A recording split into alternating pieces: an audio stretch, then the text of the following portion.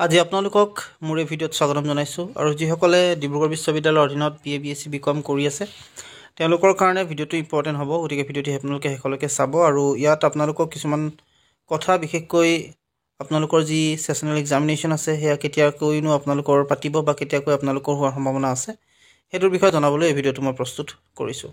So সকলোকে প্ৰথমতে আপোনালোকক যিখন একাডেমিক কেলেণ্ডাৰ অৰ্থাৎ ডিব্ৰুগড় বিশ্ববিদ্যালয়ৰ ফালৰ পৰা অহা যিটো অফিচিয়েলি যিটো একাডেমিক কেলেণ্ডাৰ আচলতে সেই কেলেণ্ডাৰতনো কি ডেট উল্লেখ কৰা হৈছে বা কেতিয়া আপোনালোকৰ এই যি পৰীক্ষা সেই পৰীক্ষাবিলাক হ'ব তাৰ বিষয়ে যেহেতু ডিটেইলছত আপোনালোকক উল্লেখ কৰা থাকে, গতিকে তাৰ বিষয়ে আপোনালোকক উল্লেখ কৰোঁ। আৰু সাধাৰণতে সেই একাডেমিক কেলেণ্ডাৰৰ মতেই আপোনালোকৰ যি পৰীক্ষা বা সেশনাল হওক বা বিভিন্ন যিবিলাক এক্সামছ হয় সেই এক্সামিনেশ্যনবিলাক পতা হয়। সো গতিকে যিসকল BA BSc BComৰ হওক NEPA হওক বা যিসকল এইবাৰ CBSCৰ হয় CBCSৰ হয় তেওঁলোক দুইখিনিৰ কাৰণে আচলতে এই ভিডিঅ'টো প্ৰস্তুত কৰিছোঁ। সো আপোনালোকে চাওক ভিডিঅ'টি আপোনালোকে তাত গম পাই যাব ডেটবিলাক কেতিয়ানো আপোনালোকৰ যি পৰীক্ষা সেই পৰীক্ষাবিলাক হ'ব আৰু কেতিয়াকৈ আপোনালোকৰ এই পৰীক্ষাবিলাক হোৱাৰ সম্ভাৱনা থাকিব।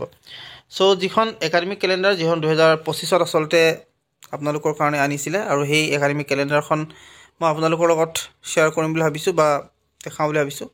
প্ৰথমতে আপোনালোকক মই ৰিজাল্টৰ কথা কৈছিলোঁ, ইতিমধ্যে ৰিজাল্টটো আপোনালোকক যিটো কৈছিলোঁ মই 10ৰ পৰা 20ৰ ভিতৰত আপোনালোকক সেয়াই দিলে, 10 বা 20ৰ ভিতৰতে আপোনালোকক ৰিজাল্টটো দিছিল। গতিকে যিখিনি আচলতে তথ্য মই আপোনালোকক প্ৰভাইড কৰোঁ সেইখিনি আচলতে ৰিয়েল হয় আৰু আপোনালোকে জানে হয়তো এই বস্তুবিলাক, গতিকে আপোনালোকে তেনেকৈ মৰম যেনেকৈ আপোনালোকে দি আছে তেনেকৈ আপোনালোকে দিব বুলি আশা ৰাখিছোঁ। আৰু ইয়াত আপোনালোকক যিখন মই একাডেমিক কেলেণ্ডাৰ কৈছোঁ এইখন 2025ৰ হয় আৰু ইয়াত আপোনালোকক সকলো সবিশেষ দিয়া আছে। আপোনালোকৰ পৰীক্ষাৰ পৰা আদি কৰি বাকী যিখিনি ডিটেইলছ সকলোবিলাক ডিটেইলছ আচলতে ইয়াত আপোনালোকক প্ৰভাইড কৰিছে, গতিকে সেই ডিটেইলছখিনিকে আচলতে আপোনালোকৰ লগত দিব বিচাৰিছোঁ।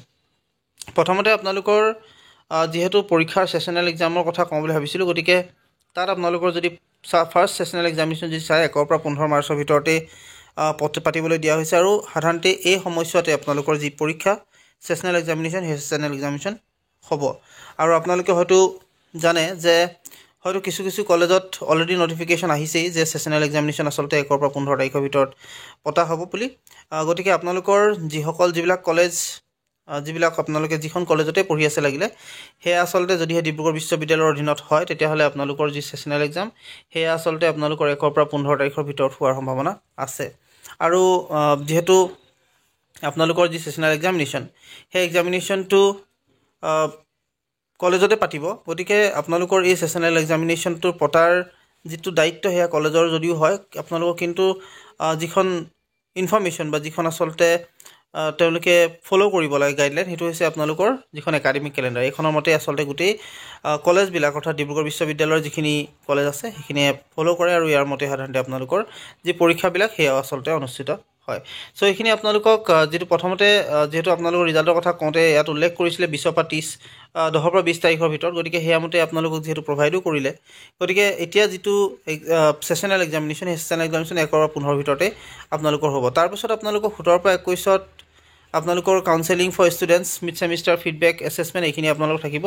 25 মাৰ্চত আপোনালোকৰ নটিফিকেশ্যন আহি যাব ফাৰ্ষ্ট সেশনাল এক্সামিনেশ্যন মাৰ্কছখিনিৰ ক্ষেত্ৰত সাধাৰণতে আপোনালোক প্ৰভাইড কৰিব। আৰু এতিয়া যিটো ছেকেণ্ড সেশনাল সেয়া হ'ব 17ৰ পৰা 28 এপ্ৰিলৰ ভিতৰত, 17 তাৰিখৰ পৰা 28 এপ্ৰিলৰ ভিতৰত আপোনালোকৰ ছেকেণ্ড সেশনাল পাতিব।